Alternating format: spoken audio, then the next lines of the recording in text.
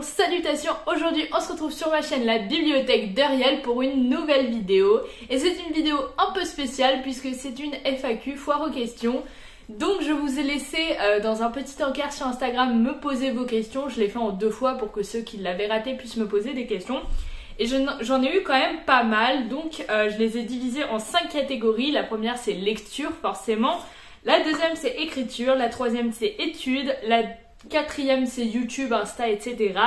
Et la cinquième c'est vie privée. Donc cette FAQ c'est tout simplement pour que vous puissiez apprendre à mieux me connaître. Et pour cela je vous laisse aussi aller voir mes autres vidéos. Donc n'hésitez pas à vous abonner à ma chaîne YouTube. Et c'est parti pour les questions. Dans la première catégorie lecture, la première question c'est le personnage de roman auquel tu t'identifies le plus. Donc je pense pouvoir répondre sans mal que c'est le personnage de Lou dans Noé et moi, parce que je me retrouve beaucoup en elle tout simplement. C'est une jeune fille très sensible qui a beaucoup de choses qui lui passent dans la tête, et vraiment la première fois que j'ai lu ce roman je me suis dit mais ce personnage c'est moi. Enfin je me suis trouvée très semblable à elle en beaucoup de points, pas physiquement ou quoi mais vraiment mentalement, émotionnellement, et du coup totalement Lou de Noé et moi. Et d'ailleurs ce livre est un chef d'œuvre si vous voulez aller le lire. La deuxième question c'est comment est-ce que tu fais pour trouver du temps pour lire avec les cours et tout. Alors je pense que je passe beaucoup moins de temps sur les réseaux sociaux que les autres personnes.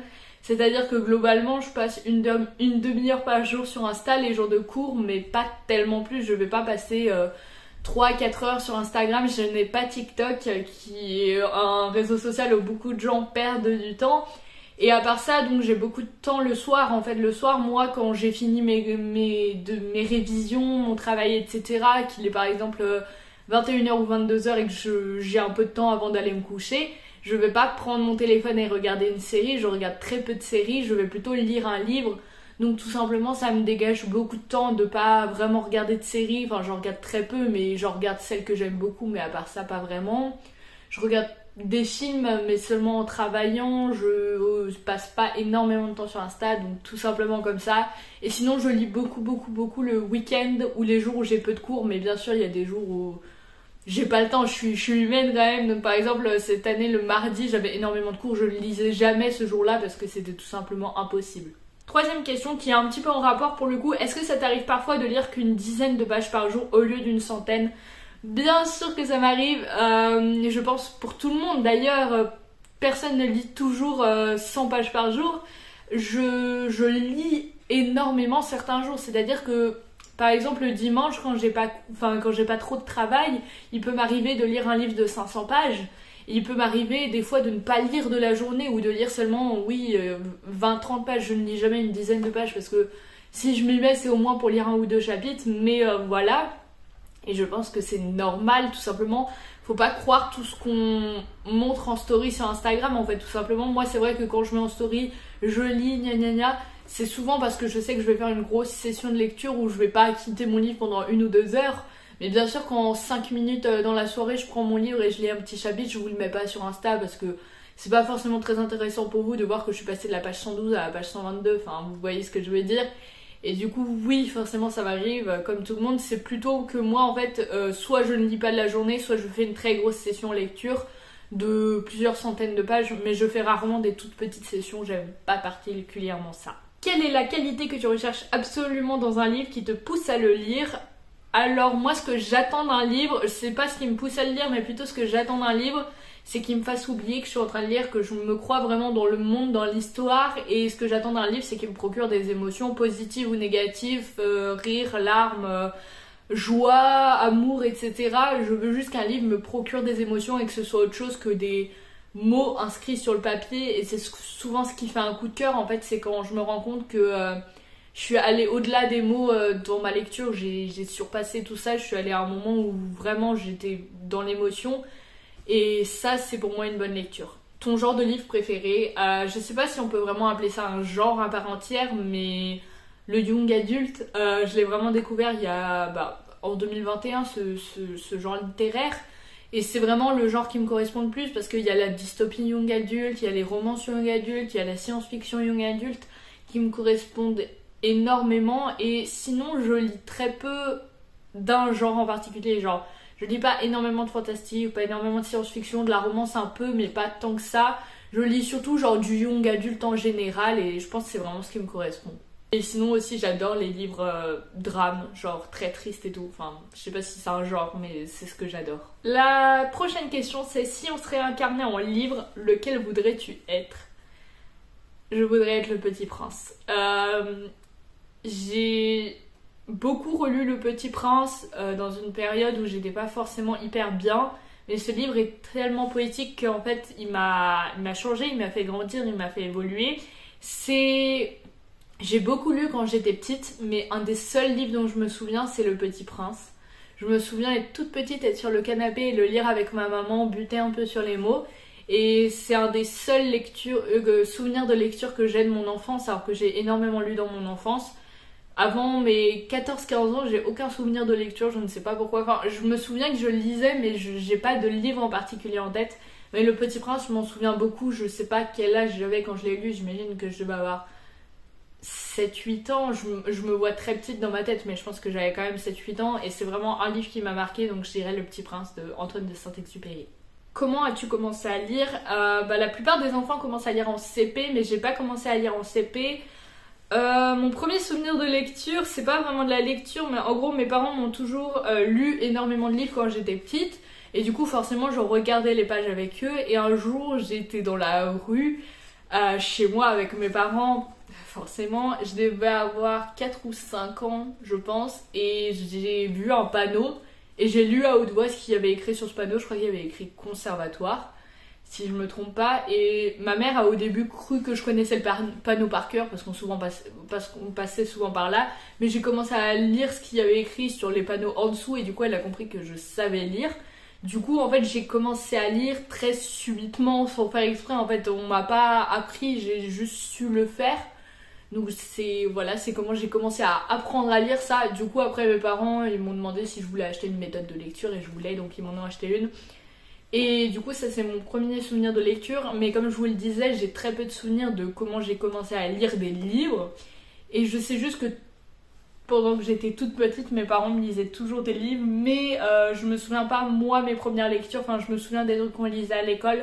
Mais j'ai pas énormément de souvenirs des livres que je lisais quand j'étais petite, parce qu'en fait on empruntait beaucoup de livres à la bibliothèque de chez moi et du coup je les ai plus, donc compliqué de m'en souvenir, mais voilà, à peu près comme ça. Et la dernière question qui concerne la lecture, c'est une personne qui veut des recommandations de romances plus ou moins spicy. Je lis très peu de romances spicy, je dois être la seule fille de 18 ans à ne pas en lire.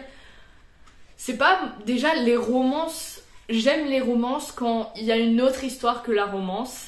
Soit il y a une dystopie, soit il y a un roman policier, soit il y a, je sais pas, soit il y a une histoire une histoire triste, etc. Mais j'aime pas la romance en tant que telle, genre c'est un livre où tu sais que les personnages vont tomber amoureux et puis c'est tout. C'est pas un genre que j'affectionne particulièrement, du coup j'ai pas trop de romances plus ou moins spicy à te recommander. Par contre, je peux totalement te recommander d'aller voir plusieurs vidéos sur la chaîne de Anne Literarum qui parlent très bien de romans spicy, plus ou moins spicy d'ailleurs. Je crois qu'elle avait fait un tier ranking si je me trompe pas, donc n'hésite pas à aller voir sa chaîne YouTube, elle est vraiment géniale pour tout ça. On passe à la deuxième catégorie qui est la catégorie écriture, où il y a un petit peu moins de questions, mais je vais quand même tout y répondre. La première question concernant l'écriture, c'est ça représente quoi pour toi écrire? Alors ma réponse pardon, a un peu évolué parce que en gros avant écrire c'était toute ma vie, genre vraiment c'était la seule chose que je faisais. D'ailleurs je lisais mais pas plus que ça, je passais énormément de temps à écrire, je pouvais y passer 3 heures par jour, surtout quand j'ai eu mon propre ordinateur. Et en fait depuis 6 mois maintenant je suis en panne d'écriture, ce qui est très compliqué à vivre pour moi on va dire. Au début je le prenais très mal, genre vraiment c'était très difficile pour moi de plus écrire, là ça va mieux. Je commence à réécrire mais je vois que ça fait pas la même magie pour moi qu'avant. Je pense que c'est tout simplement une période, ça arrive, sûrement que je réécrirai un jour. J'espère en tout cas, mais du coup écrire ça représentait tout pour moi et maintenant c'est un peu plus rien parce que j'écris plus tellement. Et c'est assez difficile pour moi à digérer, donc heureusement qu'il y a la lecture à côté parce que sinon je pense que j'aurais été vraiment déprimée par le fait de ne plus écrire. Et ça continue de me déprimer un peu parfois parce que je sais pas, c'est vraiment tout mon monde. C'est comme si vous adorez la lecture, genre c'est votre passion de votre vie, c'est ce qui vous aide à tout surmonter. Et un jour vous êtes en panne de lecture et ça ne s'arrête jamais. Et c'est pour moi c'est ça l'écriture. J'espère reprendre l'écriture un jour vraiment, mais pour l'instant c'est pas possible et c'est comme ça, je fais avec. La deuxième question, comment est-ce que tu combats la page blanche, le manque d'inspiration? Bah du coup pour le coup je le combats très mal. En fait j'ai toujours eu des pannes, non j'ai eu quelques pannes d'écriture entre le moment où j'ai commencé à écrire des romans, donc à 11 ans, et le moment où j'ai arrêté d'écrire des romans du coup vers 17 ans. J'ai eu quelques pannes d'écriture qui duraient souvent 1 ou 2 mois. Et je les ai toujours très bien combattues grâce souvent à des concours d'écriture ou à des rencontres avec des auteurs, ça m'a beaucoup aidé. Mais avec le Covid, j'ai rencontré beaucoup moins d'auteurs qu'avant parce que je faisais souvent des masterclass d'écriture suite à des concours, etc. Et c'est beaucoup moins arrivé avec le Covid en fait, tout simplement. Et je pense que ça a aussi joué sur ma peine d'écriture, donc j'espère juste que ça va s'arrêter un jour, mais je le gère mal pour le coup, je ne sais pas le gérer. La question d'après c'est quand as-tu commencé à écrire et pourquoi? J'ai commencé à écrire, selon mes parents j'écrivais toujours, genre quand j'étais toute petite je recopiais des livres et ensuite j'ai commencé à inventer des histoires et ensuite j'ai commencé à faire des BD avec ma soeur et ma voisine. C'était un peu mon premier truc d'écriture, mais pour le coup je faisais pas grand chose, souvent je faisais le coloriage de la BD etc parce que j'étais la plus petite donc voilà. Mais sinon mon premier souvenir d'écriture il est très bizarre, c'est que j'étais à Londres, j'avais 9 ans ou 8 ans, je ne sais plus, bref j'avais 8 ou 9 ans. Et je sais pas pourquoi, mais d'un coup j'ai demandé à ma mère si elle avait du papier et un stylo, ce qu'elle m'a donné bien sûr. Et j'ai écrit un poème. Je sais pas pourquoi, je sais pas si c'est le fait qu'on soit à Londres, que ce soit une nouvelle ville. Parce que c'était la première fois que je prenais l'avion quand je suis allée à Londres, c'était la première fois que j'allais dans un autre pays. Du coup je pense que ça a joué sur tout ça, c'était la première fois que en fait j'étais loin de chez moi. Enfin, c'était beaucoup de premières fois pour moi et je pense que ça a joué sur le fait que j'ai écrit mon premier poème. Je devais être inspirée à ce moment-là. Et depuis ce jour-là, j'ai toujours écrit. Et c'est tout. Et la dernière question autour de l'écriture, c'est un compte Wattpad, roman, nouvelle, recueil de prévus. Donc j'ai un compte Wattpad qui s'appelle Dis-moi des mots, MAUX. Je ne vais plus sur ce compte Wattpad. Vous pouvez y aller si vous voulez, mais je n'y vais plus. Et du coup pas grand chose de prévu parce que je suis en telle panne de lecture que même réécrire un livre je ne peux pas. Donc j'ai écrit un livre en 2021 qui s'appelle Colombe, dont le début est sur Wattpad justement, et je n'ai jamais réussi à le réécrire. À chaque fois que je le relis je le trouve affreusement laid, affreusement moche ce livre, et pour l'instant j'arrive pas à passer au-dessus de cette impression, donc on verra si un jour je le réécris ou pas, ou si je le laisse tomber. Ça me rendrait triste de le laisser tomber parce que je pense que j'aimerais l'envoyer à des maisons d'édition comme mes livres auparavant, mais c'est toujours difficile d'essuyer des refus de maisons d'édition et vu que je suis dans une période où j'écris pas beaucoup, je préfère attendre un peu. Et du coup, non, rien de prévu pour l'instant. Je vais essayer petit à petit de me remettre dans l'écriture. En fait, je pense que j'ai besoin de personnes qui écrivent en même temps que moi, d'avoir en fait un climat, parce qu'avant j'écrivais beaucoup aussi en atelier d'écriture, je ne fais plus ça. Je vais essayer de trouver une solution et voilà. Les questions d'après sont sur mes études. Donc il y a une de mes camarades de classe qui demande: tu l'as bien vécu notre premier semestre? Et bien étonnamment je l'ai très bien vécu. Pour ceux qui ne le savent pas, je fais une double licence, donc 2 licences en même temps. Je fais une licence de droit et une licence de littérature anglaise, et j'avais très peur d'être submergée de travail et de ne rien avoir le temps de faire. D'ailleurs j'avais annoncé sur YouTube que j'allais peut-être arrêter ma chaîne ou que j'allais peut-être passer à une vidéo toutes les 2 semaines parce que j'avais peur de pas tenir le rythme. Finalement ça va, je trouve pas ça si difficile que ça. Bien sûr je travaille beaucoup, mais j'ai beaucoup de temps pour mes passions autour, donc c'est vraiment pas un problème et je l'ai très bien vécu. Pour l'instant les résultats sont plutôt au rendez-vous, donc je suis assez contente. J'attends de voir mon bulletin du premier semestre et quand j'aurai mon bulletin du premier semestre je ferai une vidéo spéciale sur YouTube pour vous parler de mon retour sur une double licence en général, parce que vous êtes beaucoup à me demander la charge de travail, etc. Mais pour l'instant je le vis bien notre premier semestre, donc tout va bien. Les questions d'après, c'est qu'est-ce qui t'a donné envie de faire les études que tu fais? J'ai mis très longtemps à choisir mes études. Il faut savoir que donc Parcoursup commençait en janvier 2021 pour moi. En novembre j'étais toujours en train d'hésiter sur ce que j'allais faire plus tard, donc très difficile. J'avais envie de faire du droit, mais en même temps j'avais pas envie de faire que du droit parce que j'avais peur que ça me plaise pas tant que ça. J'avais envie de faire de l'anglais, mais l'anglais, il y a très peu de choses qu'on peut faire après une licence d'anglais, à part devenir professeur, mais c'était pas forcément dans mes envies à l'époque. Du coup bah je me sentais bloquée par ce que je prendrais, et pour moi prendre une double licence c'était pouvoir m'ouvrir plus de portes à la fin, parce que du coup j'ai les métiers qui vont avec la licence de droit et les métiers qui vont avec la licence d'anglais. Donc ça me fait 2 fois plus de possibilités en quelque sorte, je dis ça grosso modo, mais j'ai beaucoup plus de possibilités après. Du coup bah j'ai choisi ça parce que je savais pas vraiment ce que je voulais faire, et finalement je pense que c'était un excellent choix parce que l'anglais me plaît énormément, le droit me plaît un peu, enfin me plaît beaucoup mais moins que l'anglais bien sûr parce que c'est très exigeant. Mais vraiment l'anglais c'est vraiment une passion, et je pense que j'aurais regretté de ne pas avoir continué l'anglais. Que veux-tu faire comme métier plus tard? Tu fais des études très précises. Je pense pas faire des études si précises que ça, parce que les gens qui font une seule licence, ils ont moins... Enfin, une seule licence, c'est déjà énorme. Je dis ça par rapport à 2 licences, mais c'est déjà une charge de travail incroyable. Mais je pense que les gens qui font une licence, ils ont moins de possibilités après que les gens qui font 2 licences. Donc je pense que mes études, au contraire, sont plus larges que les gens qui ne font qu'une licence. Je pense que je fais des études assez globales, je fais du droit et de l'anglais, donc j'ai plein de possibilités après. Mais quel métier je veux faire c'est une bonne question. J'étais partie en double licence dans l'idée de devenir juge des enfants, ce qui me plairait encore, mais je suis pas sûre que c'est ce qui me convient totalement. Donc comme idée, j'ai juge des enfants, ou en gros dans la magistrature, on va dire, ça m'intéresserait, mais je suis pas sûre d'avoir les épaules, etc. pour. Sinon, dans les métiers du livre, bien sûr, je pense notamment à éditrice ou libraire qui me plairait beaucoup comme métier. Ou sinon, j'ai vraiment toujours aimé donner des cours à mes amis, on va dire, expliquer les cours qu'on faisait en classe. Et c'est vraiment quelque chose qui continue en moi. J'adore expliquer les choses, j'adore parler. Enfin, je pense que ça se voit, j'ai une chaîne YouTube. Enfin, j'aime parler, j'aime expliquer les choses, j'aime parler de plein de choses, de plein de sujets qui me fascinent, et j'aimerais beaucoup devenir institutrice, professeure des écoles aussi. C'est un métier qui est difficile, je le sais, et voilà.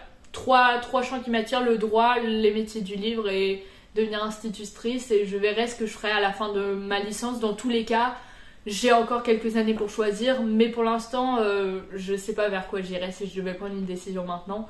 Donc heureusement que j'ai encore 2 ans pour choisir. La question d'après c'est: tu faisais... Bah il y a encore quel métier veux-tu faire plus tard, du coup je viens de répondre. Et après la question d'après c'est: tu faisais quoi au lycée pour faire droit et la LCER? Eh bien je faisais des choses qui n'avaient rien à voir. Donc en seconde j'ai choisi de prendre spé maths, géopolitique et SES, donc sciences économiques et sociales.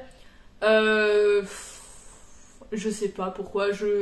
En fait, en seconde, je savais pas ce que je voulais faire, et j'avais peur de me fermer des portes si je gardais pas les maths. Qui finalement, voilà, c'est vrai que je me serais fermé des portes en prenant pas les maths. J'ai pris géopolitique parce que j'aimais bien l'histoire, et j'ai pris SES parce que j'aimais bien la SES. J'ai abandonné la géopolitique à la fin de la première. Je sais pas si c'était le meilleur choix à faire, mais c'était une période compliquée parce que j'ai pris ma décision alors qu'on était en confinement. Donc compliqué de prendre une décision dans ce cas-là. J'ai pas pu en parler avec mes professeurs, etc. Et à ce moment-là, j'étais encore assez douée en maths. J'avais des notes qui suivaient totalement. Et en fait, en terminale, je me suis un peu écroulée en maths. Enfin, écroulée non, j'avais quand même 12-13 de moyenne, mais c'était très loin de mes autres moyennes. Et ça a été difficile à accepter pour moi d'avoir une aussi mauvaise note dans une matière qui comptait autant au bac. Et du coup j'ai regretté un petit peu mon choix d'avoir regardé maths et SES en terminale.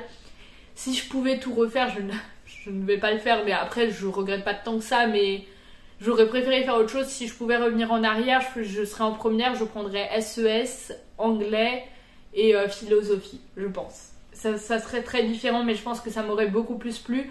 Mais en tout cas en seconde j'aimais beaucoup les maths et j'étais très douée en maths, et je regrette pas tant que ça. C'est un petit regret on va dire, mais c'est juste que mes cours de terminale n'ont pas forcément été très intéressants parce que j'étais pas très intéressée par ces matières là, donc forcément ça suivait pas. Et surtout j'ai découvert la philo en terminale et je me suis dit waouh, j'adore cette matière. Donc voilà, c'était ça pour les questions sur mes études. Et maintenant on va passer aux questions sur YouTube, qui est la 4e catégorie. Donc la première question par rapport à YouTube, c'est quand et comment t'es-tu lancée? Je me suis lancée sur YouTube le 27 août 2020. Si je me trompe pas, c'est très précis. En gros, je venais... Enfin, 27 août 2020, on se rappelle, c'est après le confinement, je ne suis toujours pas retournée à l'école. C'était une période un peu compliquée pour moi parce que j'avais envie de faire l'école à la maison en fait, j'avais envie de partir au CNED. Malheureusement je l'ai pas fait parce que c'est très compliqué de partir au CNED l'année du bac parce qu'après il faut s'inscrire en candidat libre pour les épreuves, enfin bref c'est très complexe comme... Et je suis d'ailleurs choquée que ce soit aussi complexe, ça devrait être bien plus simple. Parce que bah, ça devrait pouvoir être un choix de faire l'école à la maison. Mais bref, après le confinement, je ne voulais pas retourner au lycée. Et j'ai eu un moment où j'étais un petit peu déprimée, je voyais plus trop ce que je voulais faire.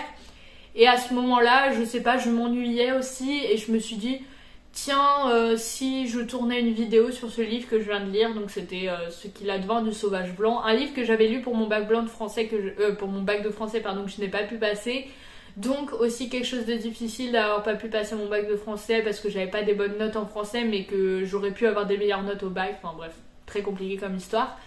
Et du coup, je sais pas, il y avait un mélange de plein de choses, de pas envie de retourner en cours parce qu'on était le 27 août donc j'allais devoir retourner en cours quelques jours plus tard. Et j'avais envie d'avoir quelque chose à quoi m'accrocher et je me souviens que j'étais dans la rue avec ma mère. Je l'ai regardé et j'ai dit est-ce que ça te dérange si je crée une chaîne YouTube pour parler de la lecture? Elle m'a dit bien sûr que non, ça ne me dérange pas. Voilà, enfin, c'est drôle parce qu'à chaque fois que je voulais faire comme ça, quand j'ai créé un blog, quand j'ai créé mon compte Insta, j'ai toujours demandé à ma mère qui m'a toujours dit bien sûr fais-le, enfin, il n'y avait aucun problème. Donc je lui ai demandé si je pouvais créer une chaîne YouTube, elle a dit oui. Donc je suis rentrée chez moi, j'ai tourné une vidéo sur Ce qu'il advint du sauvage blanc, j'ai fait un montage très éclaté, vous pouvez aller voir cette vidéo, il est éclaté, je n'avais pas le logiciel à cette époque. Et je l'ai posté sur YouTube. Et ensuite, bah pour la question d'après, enfin, on va faire plusieurs questions d'un coup. Mais du coup, j'ai posté cette vidéo. La question d'après, qu'est-ce qui t'a motivé à ouvrir ta chaîne YouTube? Bah du coup, le fait que j'étais un peu déprimée, je ne savais pas où j'allais, j'étais fatiguée, j'avais envie de parler avec des gens parce que c'était quand même le confinement. Mais j'ai toujours eu des problèmes dans les vraies relations sociales, on va dire. Du coup, bah, c'était beaucoup plus simple pour moi de parler à peut-être des milliers de gens sur YouTube, mais seule dans ma chambre, parce que je sais que ma vidéo la plus vue est actuellement à 6500 vues, et bizarrement, ça me stresse absolument pas, alors que je sais que 6000 personnes ont vu ma tête, mais ça ne me stresse absolument pas, alors que parler à une personne dans la vraie vie, c'est quand même assez stressant. Du coup, voilà. Et tu tiens ta chaîne depuis quand? Très bizarrement, donc j'ai commencé ma chaîne en août. Voilà, j'ai posté 2-3 vidéos entre août et octobre, puis j'ai totalement arrêté ma chaîne YouTube, genre j'en ai posté une par là, une par là, une par là, et puis ça m'a saoulée, je me suis dit ah c'est compliqué YouTube, donc j'ai abandonné. Et je sais pas pourquoi en janvier 2021 je crois, ou un petit peu avant, j'ai cherché le nom de ma chaîne YouTube, j'avais même plus les identifiants de connexion, j'ai cherché le nom de ma chaîne YouTube et j'ai vu que ma première vidéo que j'avais postée, elle avait genre 150 vues. Et j'ai trouvé ça incroyable. J'ai trouvé ça incroyable. Je me suis dit waouh, ma première vidéo à 150 vues, c'est incroyable. Et je sais pas, j'ai eu le déclic, j'ai pris ma caméra parce qu'à ce moment-là, je filmais avec une caméra. Et j'ai commencé à faire des vidéos. Au début, je postais une fois toutes les 2 semaines, puis une fois par semaine. Puis il y a peu, je suis passée à une fois enfin 2 fois par semaine. Et c'est juste devenu une passion. Et je trouve ça un peu dommage que la chose qui m'ait motivée, c'est de voir que j'avais beaucoup de vues sur ma vidéo. Enfin beaucoup de vues. J'avais 150 vues.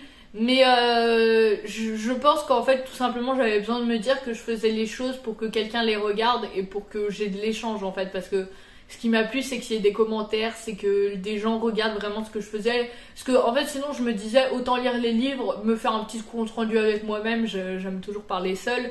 Et ensuite ne plus en parler si c'est pour que personne ne regarde ma vidéo. Donc en fait j'avais envie de continuer à faire ça mais avec moi-même en quelque sorte. Et vu que j'ai vu que ça plaisait à des gens, j'ai continué à le mettre sur YouTube. Et d'ailleurs au moment où j'ai retrouvé ma chaîne YouTube quelques mois après, j'avais quand même 60 abonnés, ce qui est quand même pas mal pour quelqu'un qui avait posté quelques vidéos et qui avait abandonné sa chaîne. Donc j'étais très contente à ce moment-là. Et dernière question sur YouTube, Insta, etc. Qu'est-ce qui a fait que tu t'es mise sur Booksta, Booktube? Donc je me suis mise sur Booktube du coup en août 2020 et je me suis mise sur Insta, enfin Booksta, en août 2021, donc un an après quand même, parce que en fait, je vais pas vous mentir, au début je me suis mise sur Instagram pour faire de la pub à mon compte YouTube. Je me suis dit, je vais me créer un compte Insta, je vais faire 2-3 posts et je vais dire aux gens d'aller sur ma chaîne YouTube.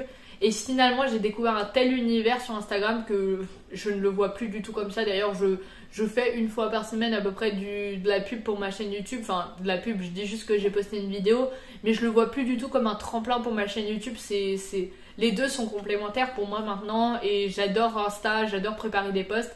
Et d'ailleurs je m'y remets enfin parce que j'avais un peu abandonné mon compte parce que j'avais tellement de choses à faire avec mes partiels. Mais là j'y suis vraiment, je poste au moins une fois par semaine on va dire, et du coup c'est vraiment chouette. Et les dernières questions concernent ma vie privée, donc les deux premières sont un petit peu complémentaires, c'est comment ça va et comment tu vas vraiment. Écoutez, moi ça va très bien, mais globalement je suis quelqu'un qui va un peu toujours très bien, je vais jamais vous dire que ça va pas parce que tout simplement ça va jamais pas avec moi, enfin je vais rarement vraiment mal, donc tout va toujours très bien, pardon. Vous êtes souvent nombreux à me demander sur Insta si ça va et tout, et c'est très gentil parce que ça fait tellement plaisir que des gens s'inquiètent vraiment de savoir si je vais bien. Je vais très bien aujourd'hui, en tout cas j'ai passé une très bonne journée. Après je suis comme tout le monde, j'ai toujours des petits tracas du quotidien, mais je les laisse plus me submerger parce que voilà, avant c'était compliqué pour moi à gérer tout, même s'il y avait un truc pas très grave, voilà, j'en faisais une montagne, et maintenant c'est plus du tout le cas. Même des fois genre voilà, il m'arrive des trucs un petit peu durs et tout, et je me dis bon c'est pas si grave que ça, et je relativise vraiment beaucoup de choses maintenant. Donc globalement ça va toujours très bien. Si vraiment ça va pas, de toute façon souvent j'en parle en story Insta, mais souvent c'est pas très grave, c'est des petits trucs, des petites mauvaises nouvelles, mais je les laisse pas me submerger, donc tout va bien. Et la dernière question, c'est comment ton entourage a réagi à ton homosexualité. Je précise que cette personne m'a demandé de ne pas répondre si je ne me sentais pas ok avec ça. Tout va bien, je vous ai dit de me poser des questions et j'aurais pas répondu si ça m'avait gêné. Donc comment ton entourage a réagi à ton homosexualité. Moi-même j'ai compris que j'étais homosexuelle quand j'avais 10-11 ans. Et j'ai fait mon coming out à 12 ans, ce qui peut sembler jeune, mais voilà, j'étais sûre de moi. Et bah ils ont très bien réagi, mais en fait mon coming out je l'ai pas fait parce que j'en avais envie, je l'ai fait parce que j'étais un peu obligée, parce que j'étais harcelée. Et si je voulais en parler à mes parents, en fait j'étais harcelée à cause de mon homosexualité, et du coup si je voulais en parler à mes parents, fallait un peu que je leur explique. Mon CPE m'avait dit qu'il pouvait m'aider, donc j'ai fait mon coming out grâce à mon CPE qui a accepté de recevoir ma mère dans son bureau afin de pouvoir en parler, parce que voilà, pour moi c'était difficile et ça a toujours été difficile de dire des choses comme ça à mes parents. Je suis quelqu'un qui est pas forcément à l'aise pour dire des choses qui me viennent vraiment du cœur, surtout face à mes parents, je sais pas, c'est toujours très compliqué. Et du coup j'ai préféré avoir l'aide de mon CPE, surtout qu'il a préféré parler avec mes parents vu que j'étais harcelée. Donc ça s'est très bien passé, ma mère a très bien réagi, je vous expliquerai pas tout parce que c'est un moment qui appartient un petit peu à ma vie privée, mais mes parents ont très bien réagi, mes sœurs, je n'ai pas fait de coming out, mais elles sont au courant j'imagine, parce que bah, tout le monde est au courant, enfin c'est clairement affiché sur mon compte Insta, donc mes sœurs, bah, pas de problème, hein, nos parents sont très tolérants, donc il n'y a aucun problème avec ça. Le reste, mes grands-parents, tantes, oncles, cousins, etc. ont tous très bien réagi, ou en tout cas, ils m'ont pas dit que c'est... Enfin, ils sont tous très tolérants, donc il n'y a aucun problème. Et enfin, vraiment, j'ai beaucoup de chance d'avoir une famille hyper tolérante. Si vous voulez faire votre coming out, sentez-vous prêt surtout. Faites-le si vous avez une solution de soutien au cas où vos parents ne vous acceptent pas. Et en cas de problème, n'hésitez pas à appeler l'association Le Refuge qui est là pour... en cas où vos parents seraient violents ou vous chasseraient de chez vous, il y a l'association Le Refuge qui est là pour ça. Moi j'ai eu la chance que tout se passe bien, et tant mieux d'ailleurs parce que j'avais seulement 12 ans. Mais en fait quand j'ai fait mon coming out, je m'attendais pas à ce que mes parents réagissent mal. J'avais plus peur de leur dire parce que c'était difficile pour moi de parler de ça parce que j'étais harcelée. Donc en fait je savais que mes parents allaient bien réagir, mais il y avait tellement de gens qui m'avaient insultée au collège que je me suis dit... Ces gens au collège, j'aurais pas imaginé qu'ils étaient homophobes, alors si mes parents l'étaient, comment je réagirais? Et du coup, heureusement, ils ont très bien réagi, il n'y a jamais eu de problème, etc. Et voilà, ils m'avaient juste dit que j'avais 12 ans, donc peut-être que ça changerait, c'était pas un problème si ça changeait, ils m'avaient dit ça. Ça n'a pas changé pour l'instant, enfin, moi je suis très ouverte avec ma sexualité, j'en parle souvent sur Insta, je dis souvent que voilà... Je suis lesbienne, il n'y a pas de problème avec ça, j'ai déjà fait plusieurs réels, j'ai fait des posts et tout autour de ça, enfin vraiment pour moi il n'y a aucun problème à en parler. Mais voilà, j'en parle sans problème, mes parents sont très ouverts, donc toujours aucun problème avec ça. Et courage pour tous ceux pour qui ça se passe pas forcément très bien. Il y a toujours des gens qui seront là pour vous soutenir et n'hésitez pas à m'écrire sur Insta si vous avez un problème, etc. Voilà qui clôt cette session de FAQ. J'ai fini sur le moment un petit peu sentimental pour moi parce que c'était vraiment un beau moment, mon coming out. C'est un très beau souvenir pour moi, même si c'était un moment très difficile et qui ramenait à beaucoup de choses difficiles. C'est un très beau souvenir grâce à mes parents.